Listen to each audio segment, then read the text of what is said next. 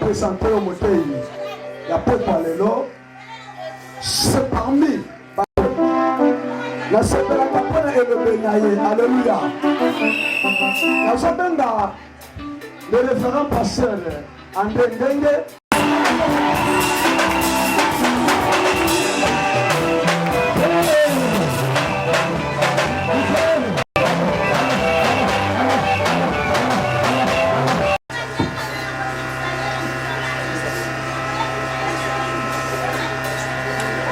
Misala na batoma bokapu ya zomi na misato nzela liboso kino ya mine. Verset 1er jusqu'à 4h. Je lis au nom de Seigneur Jésus. Amen. Passage oyo natalaki papa nanga ndeko nanga collègue nanga oyo nzambe apona loba nanga amen. Et naye ko comprendre que eza kaka molimo na nzambe oyo aponaka pe oyo atinda. Papa Théophile, tu es choisi et envoyé par le Saint-Esprit. Bible lobi na église ya Antioche ezalaki na ba prophète parmi les prophètes ya district ya Tiango na ba choriste te ezalaki kaka na ba diacre te ezalaki kaka na ba chantre te mais ezalaki na ba sakoli ezalaki kati ya Biblia. Yes, tangu balingi baboma ye Herode bakimisaki ye wapi? Na Egypte. Alléluia. Et tangu Yesu asomeme kulusu oyo yaki kosenga ye croix poko kakomema ezalaki africain. Amen, amen. Et la Bible cite pendant qu'il priait, pendant qu'il célébrait le culte, nayoki déjà mingongo ya ba prophète sakoli aw. Prophète asakolaka esika bato bazosangana. Tango Saint-Esprit ezokita, tango molimo na Nzambe zoya, nde prophète azoza ba révélation azotelema po akoka koteya, akoka kopambola bana Nzambe. Loba nanga mena bien, loba nanga mena bien. Ese nalingi na tuna nani andimi ke papa na biso aponama na molimo patindama na molimo. L'église de Jésus-Christ. Ma Mabota nyonso ezali. Bikolo nyonso ezali. Bato nyonso bazali. Etika Nzambe atambola. Atambola mosala Nzambe. Mpona mosala kitoko oyo yazosa. Pendant qu'il priait, pendant qu'il gênait, Molimo Zanguya, Molimo Zamopepe, mais Tobosana, que Molimo Zamoto. Nayoki yote. Molimo Zali Moto. Molimo Lobaka. Molimo Teyaka. Molimo Silikaka. Molimo Pamelaka. Molimo Salanyo. Église oyo ezangi litoi ya koyoka eza église ya kokufa. Molimo azoloba moto azodiscerne voix ya Saint-Esprit aza te. Po biso nyonso miso eza ya kokufa. Aponi ye eza molimo mpe kokamba ye loba na ngame. Le peuple de Dieu, biso basana Nzambe, tokomi komi bimisa. Il y a des pasteurs autoproclamés. Alali na ye pongi, alamuki na tongo, azumbu na bandi.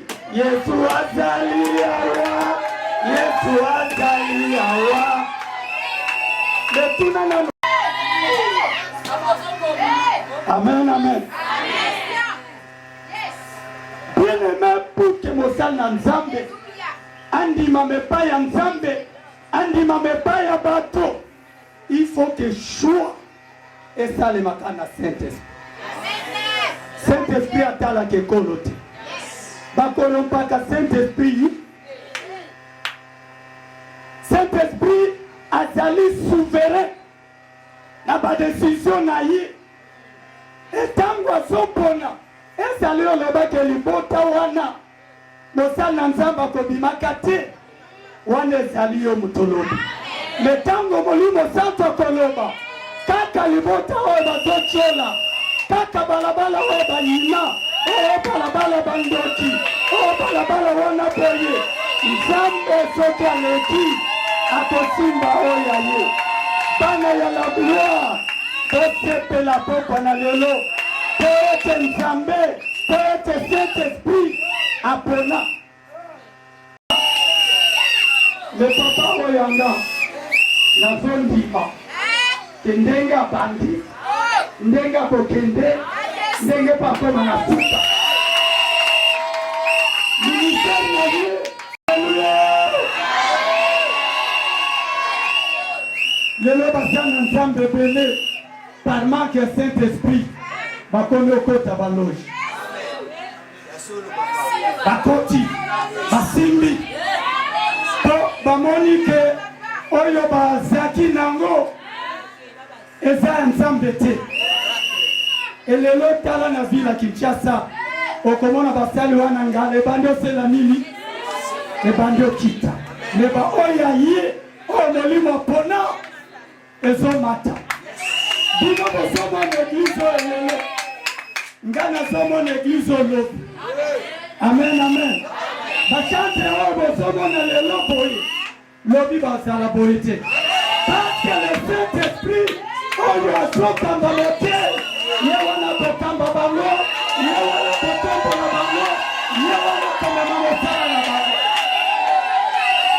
Soyez béni mon frère. Ezala balobi ono. Yazale ki ya prophète. Oko na ye. Amen, amen. Ma paix eza soki ndeko aza na likabo te ozuye kaka otiei. Wana ikosuka loba amen.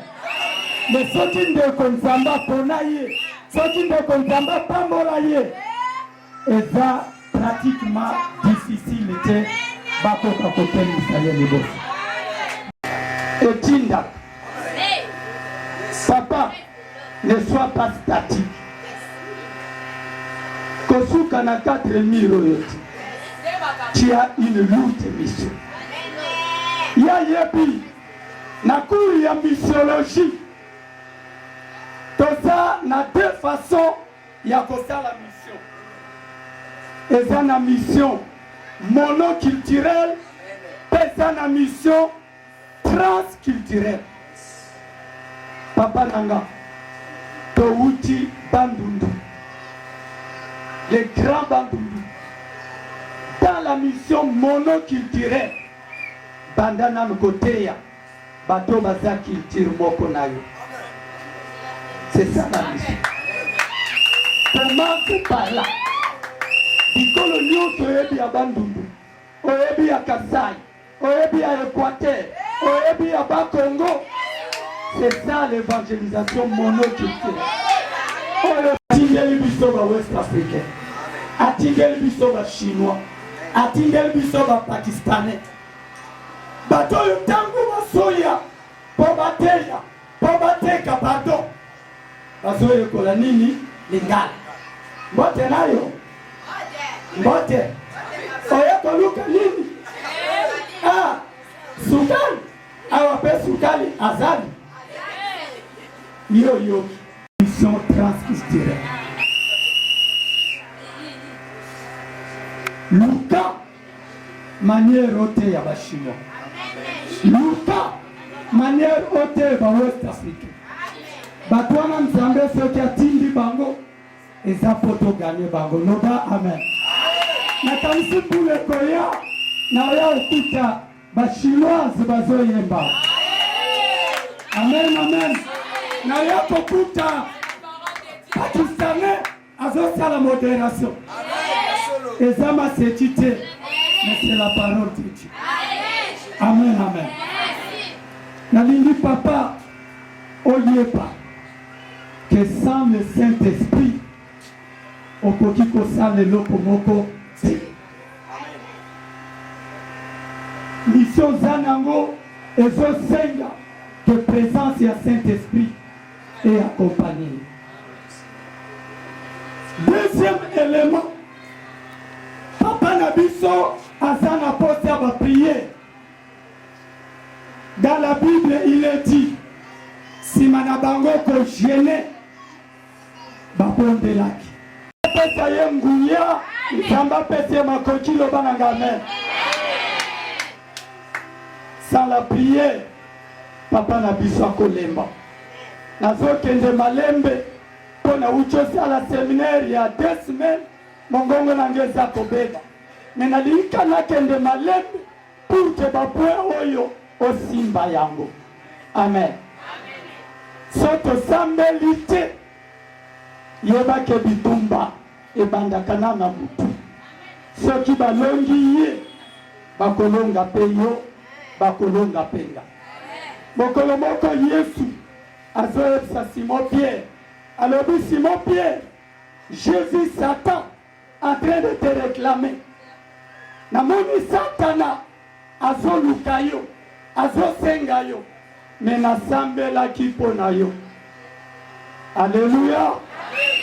Ta prière ya Corinthe, prière ya église, eza ya yote.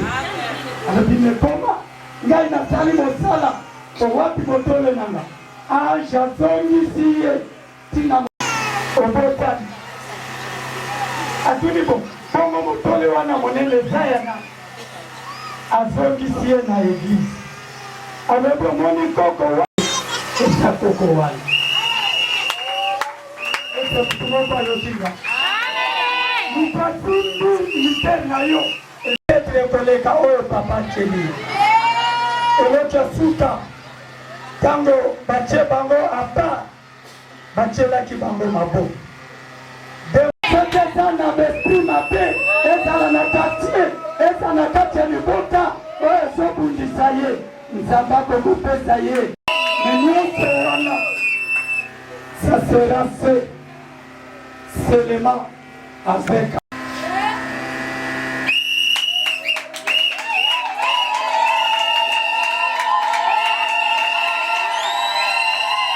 makomi na sika maboko oyo ekopesa bato mabala. Maboko oyo ekopesa bato misala. Maboko oyo ekopesa bato bozi. Maboko oyo ekotinda batu bakende poto.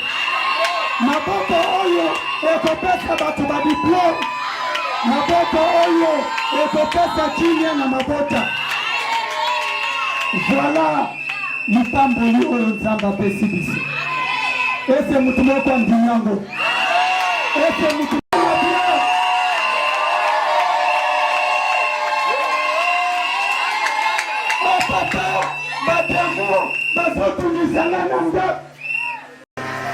mais en même temps, papa oyo azape mokumba. Ebongi tolatisa ye. Ebongi tolesa ye.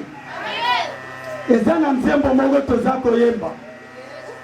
Nazaki choriste. Ezoloba kobonga ya ba pasteur na biso. Ezali kaka na biso. Pasteur abonga biso moko. Abonga te biso moko. Alata biso moko. Bana balala nzala biso moko.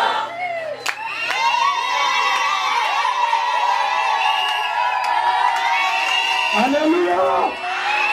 Leboko pasteur na biso ya kane monene te. Akonda kaka konda. Mais pour nous signer bima et au sein de la miliki ya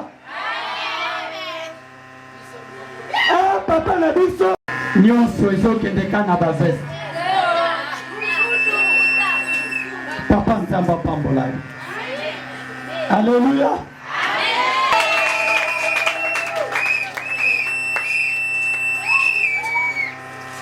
Tobeteli Nzambe maboko. Ebanda de côté les missa papa secrétaire nabiso pour na boyeba.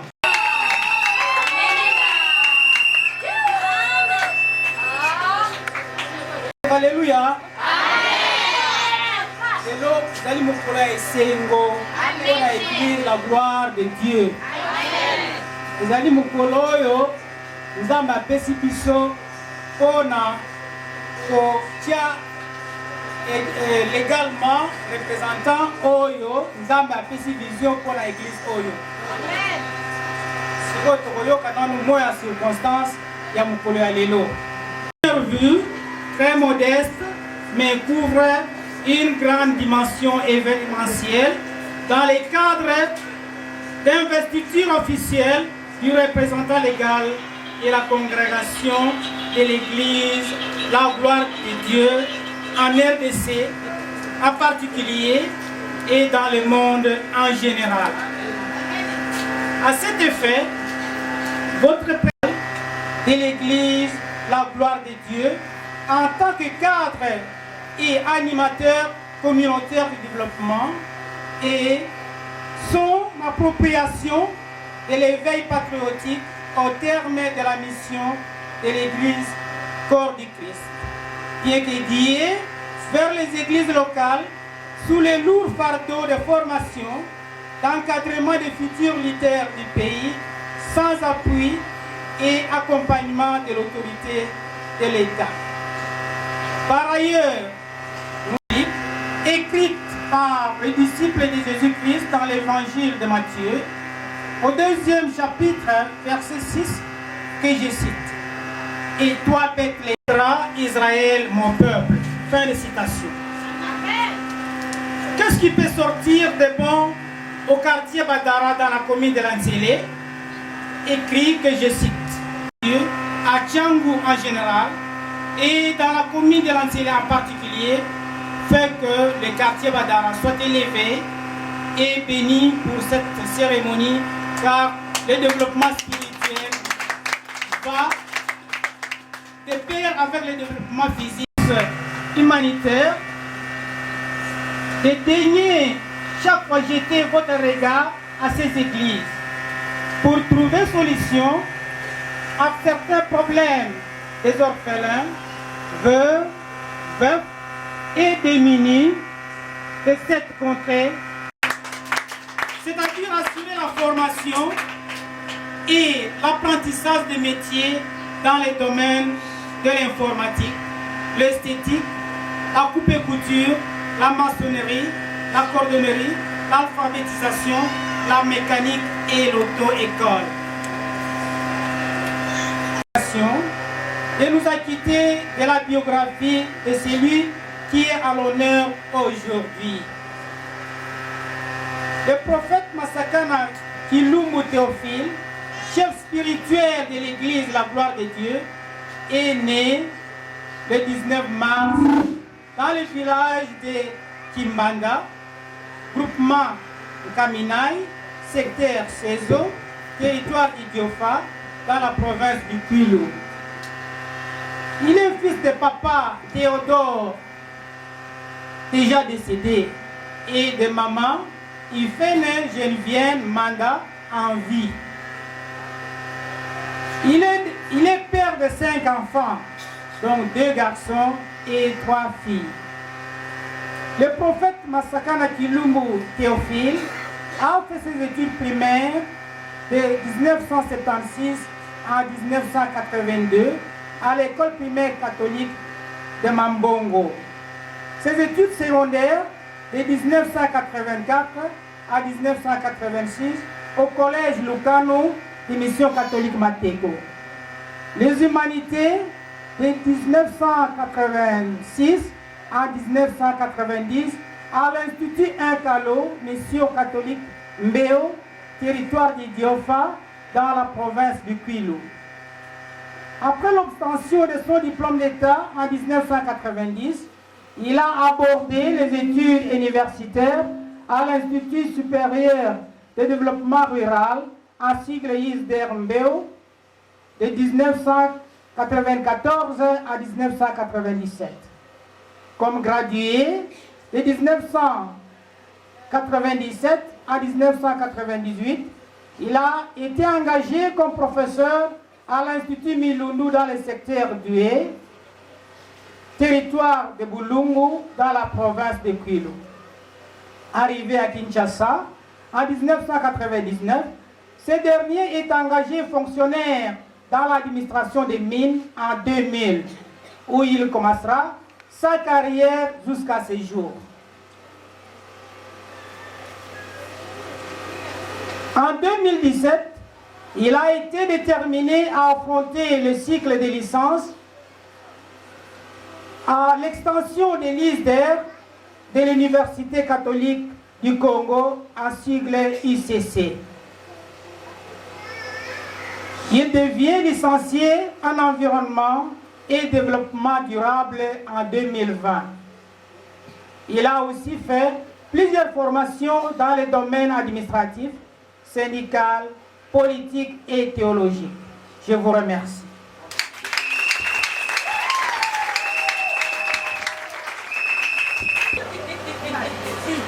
Moi, prophète Théo Massakana Kilumbu, je jure solennellement devant Dieu et la nation d'observer et de défendre l'évangile et des lois de mon Dieu, de maintenir son appel et la fidélité dans les ministères, de sauvegarder l'unité de son Église en Jésus-Christ, de ne me laisser guider que par l'Écriture sainte pour l'intérêt des âmes perdues et le respect de son appel et le respect de l'appel pour toutes les nations sans distinction. Dès maintenant, de maintenir son appel et la fidélité dans les ministères, de consacrer toute ma vie, mes forces à la lecture de la parole de Dieu, exhortation, prédication, méditation et enseignement de l'évangile de Jésus-Christ pour promotion du salut, des biens communs, de la paix du peuple de Dieu, de mon pays, la République démocratique du Congo et partout dans le monde.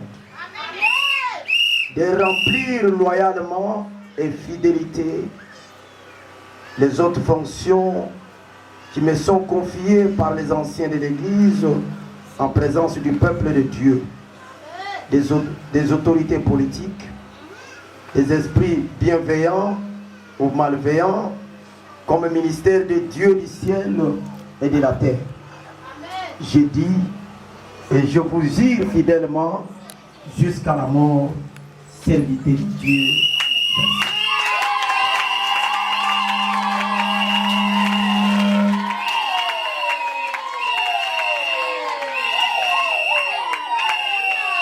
Alléluia. Est-ce que vous avez l'obélié? En tant qu'ancien de l'Église, acceptez-vous maintenant de prendre la charge de l'Église en soutenant par votre présence régulière, avec tout votre temps, avec vos prières et conseils comme un ancien, et avec vos biens selon la prospérité que le Seigneur vous donnera? Oui. Nous la témoin, ma belle témoin. En tant que surveillant des âmes, troisième de mes questions. Êtes-vous d'accord avec la discipline de l'Église afin de vous y conformer, sachant que cette discipline est la parole de Dieu sans toutefois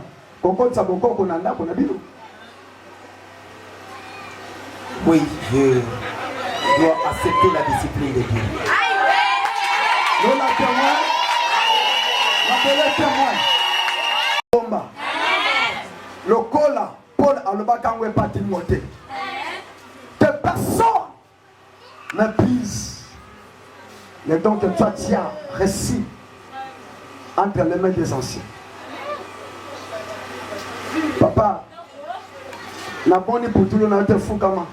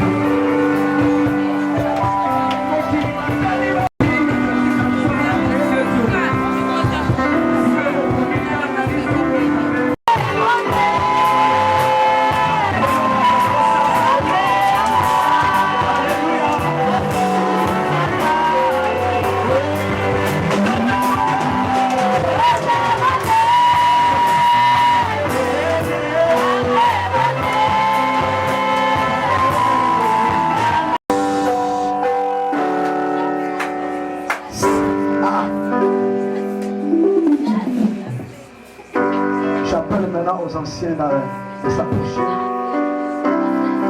Les anciens s'approchent. Parce que c'est Lola Lola. Mukana Matthieu chapitre 18, verset 18. Toloba Maloba. Où accompagner le ministère, il y a Moussa Élie a établi le col à sentinelle. Nabadara. Na Tchango, na Congo et partout dans le monde.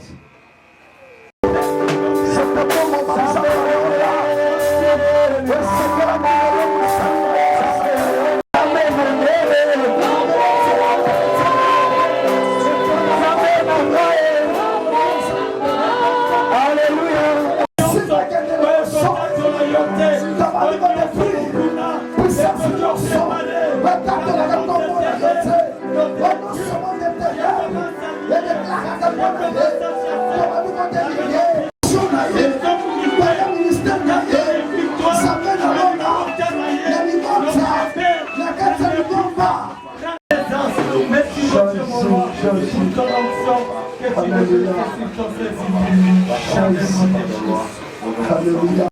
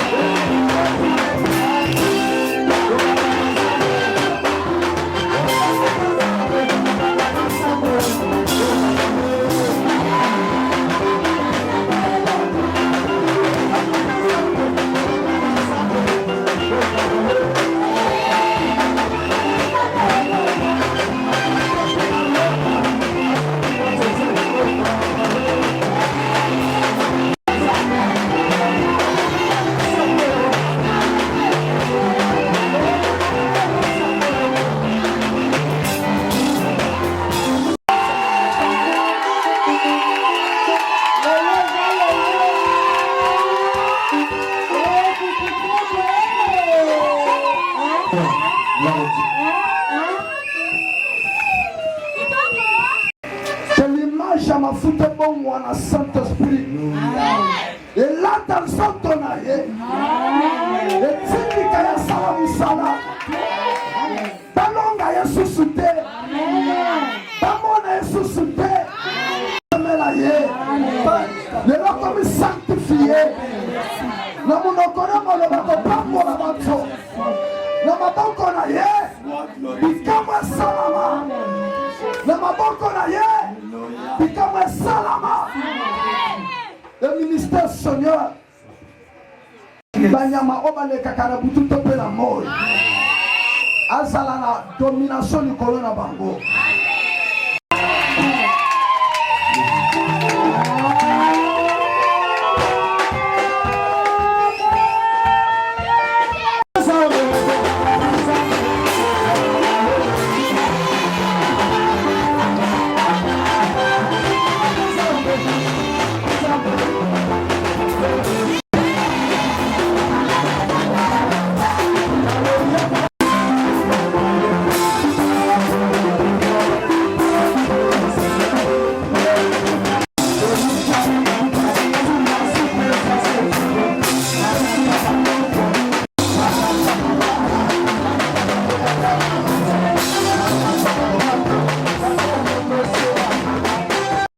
Biblia otanga efongo lande ebale sokomoni mutumo kwa abeli